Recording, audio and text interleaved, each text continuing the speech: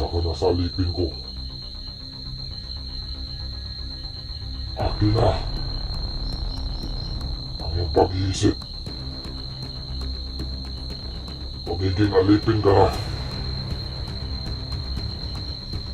Huwag ka sa harapan ko. Simula ngayon, ikaw na ang mas matigas.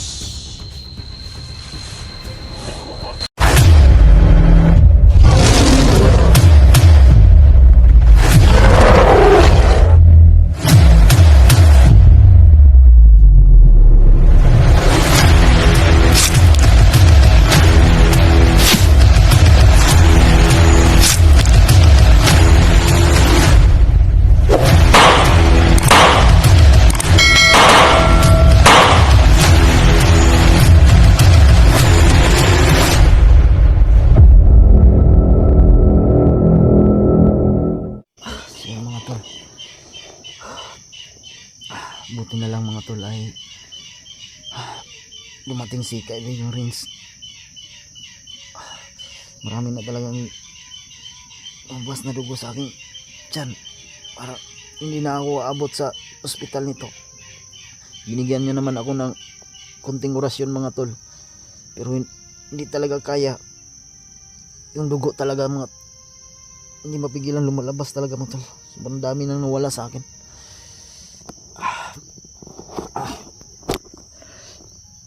So yan nga pala siya mga tol. Salamat pala sa tulong mo sa akin kaibigan. Buti na lang at dumating ka.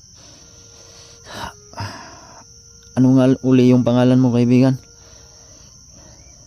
Ako si Renz. Renz mga tol, tawagin nyo na lang siyang Renz. Lubos po talaga akong nagpapasalamat sa kanya dahil dumating siya. Ilang taon ka na kaibigan?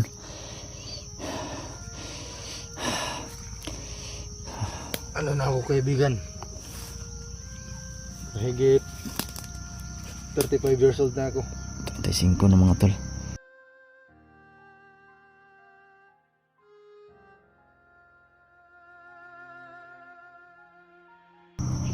Sige kaibigan. Mukhang marami na talagang dugo ang tumagos sa'yo. Dito ka lang. Hanapan ko ng paraan para may labas ka dito sa gubat. Salamat sa iyo kaibigan. Huwag kang mag-alala. Babalik ako agad. Dalhin mo na lang yung... Hanap muna ako ng daan.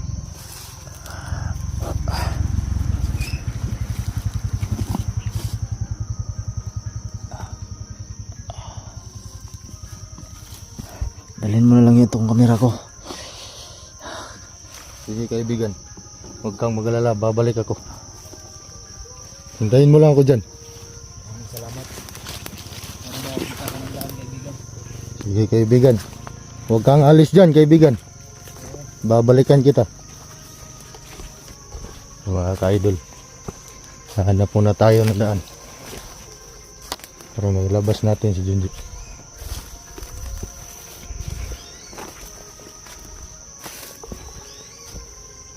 Ako nga pala yung tumulong kay Junji para kunin yung anak niyang dalaga at kung paano rin kunin yung motor niya.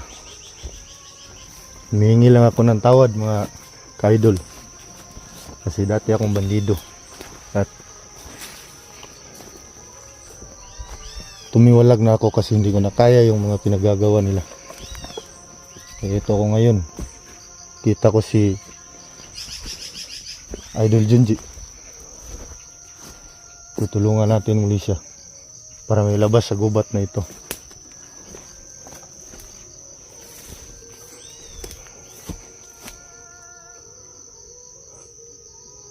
Kailangan lang natin mag-ingat ng konti. Baka meron tayong mga kalaban ang kita dito.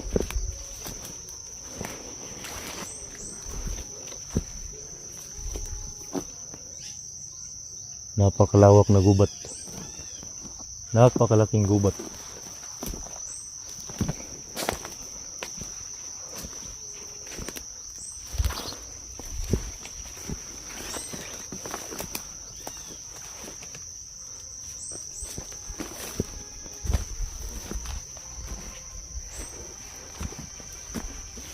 Dito na mga ka-idol.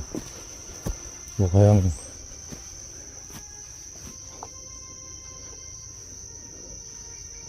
malapit na natin makita yung daan palabas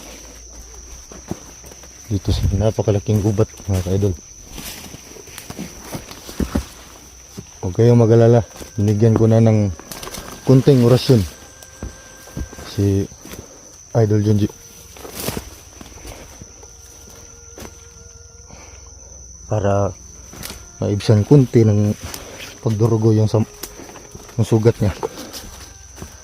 Talagang nakakaawa si Idol Junji.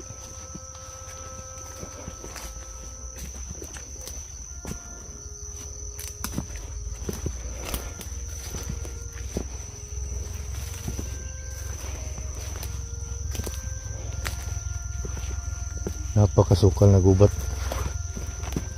Napakalaki na gubat.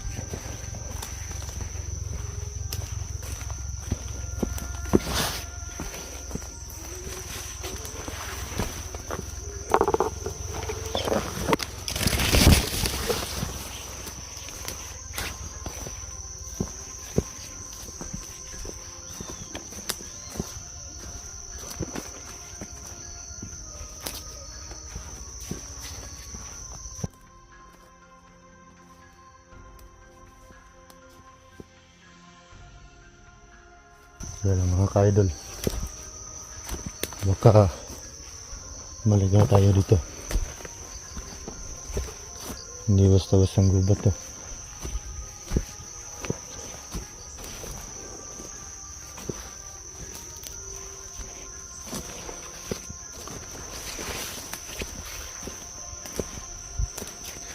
Ang hirap.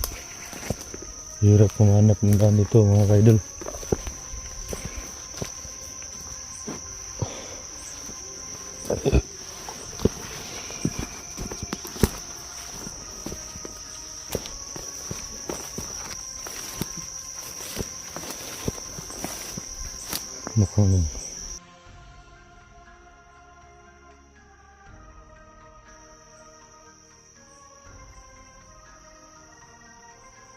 Mukhang lapit na idol. Mga ka-idol, malapit na tayo makahanap ng daan.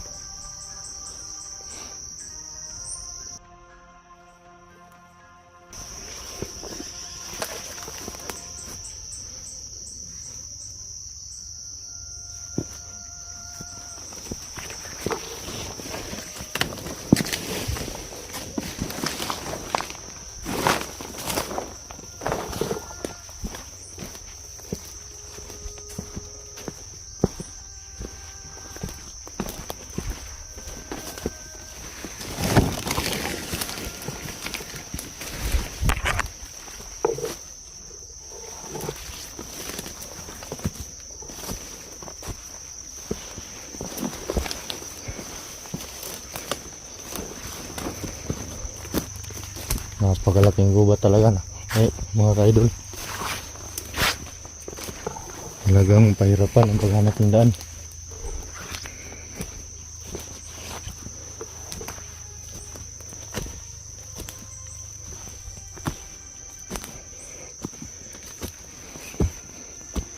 Sige lang mga ka-idol, hanapin pa rin natin yung daan para may labas natin ito si Idol Junji na tulungan madala sa ospital.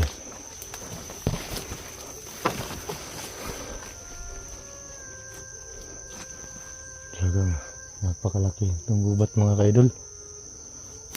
Hirap. Napakahirap talaga humanap ng daan.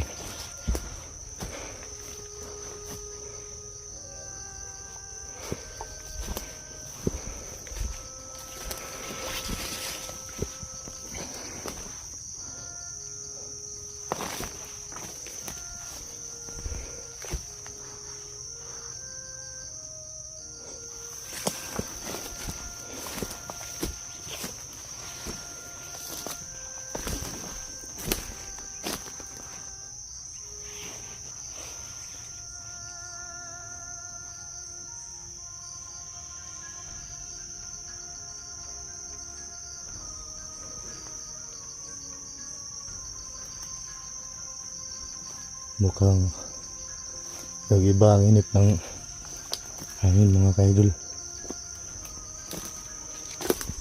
Para kung hindi may paliwanag yung hangin. Parang bigat sa pakiramdam mga kaidol. Sige lang mga kaidol.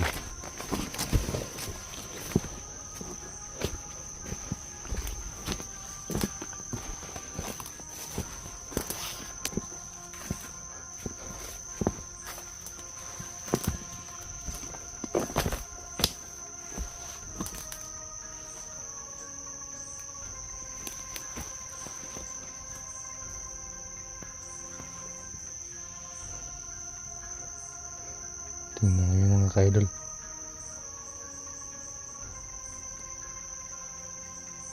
Talagang napakasukal ng gubat ito mga kaidol.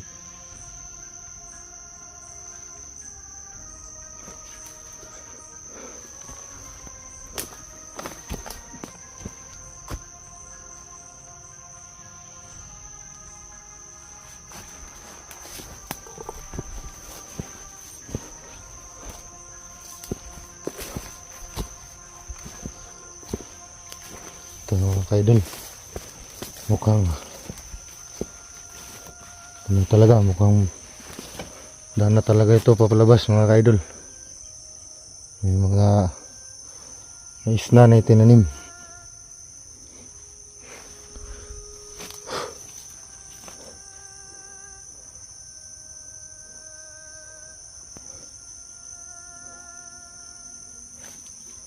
Ito mga kaidol.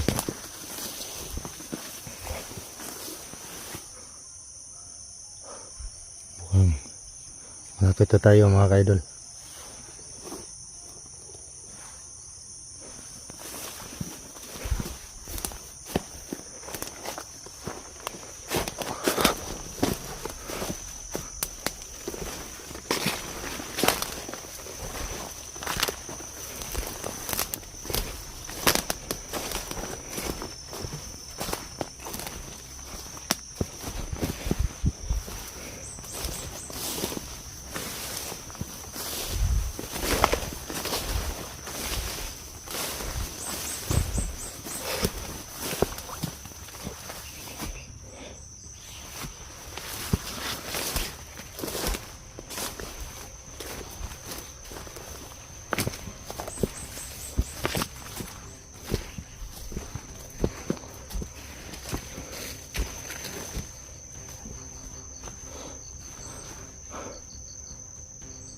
Sandali lang mga kaidol, mukhang kailangan nating pahinga ng kaunti mga kaidol.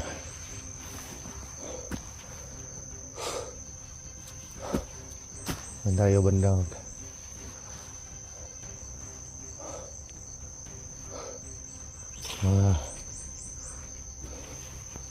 siguro mga kaidol, mga doon banda.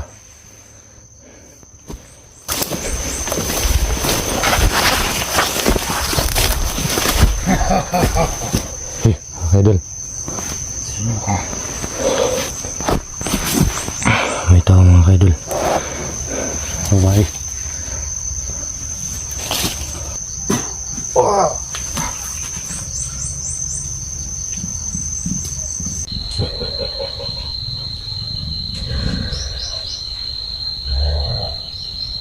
Sino ka?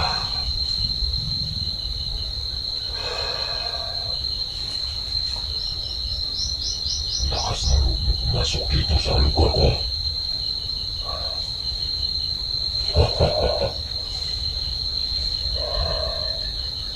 Sino ka? Bakit nakamaskara pa?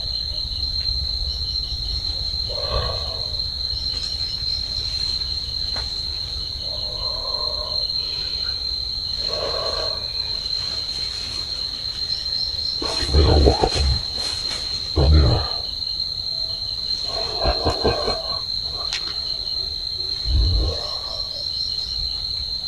Ang ginagawa mo dito?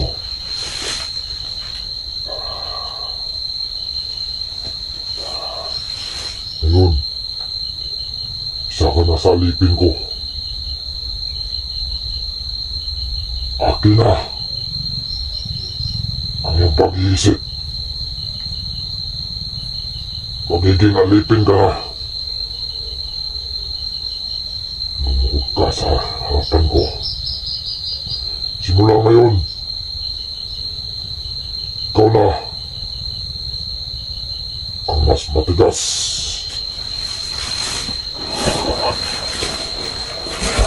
Kanina.